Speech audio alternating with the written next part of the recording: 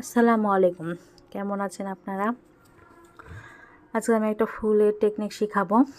এই যে দেখেন, আমি এটা গোল রাউন্ড করে নিয়েছি। রাউন্ডের উপর ক্রস করে তার উপরে আমি আঁকাবুকি করে নিচ্ছি, যাতে বাচ্চাদের আঁকাতে, বাচ্চা কেন বড়োদেরও আঁকাতে অনেক সুবিধা হবে। এভাবে আঁকলে আপনারা সুন্দর করে যে পাতা আঁকবেন, এইভাবে আমি পাতাগুলো আঁকছি। দেখেন, 5টা পাতা আঁকলাম। তারপরে ভিতরে কালো কালো দাগ করে নিতে হবে, যাতে জিনিসটাকে ফুটিয়ে তোলে। এরপরে বোটাটাও আমি কালো দাগ করে নিয়েছি।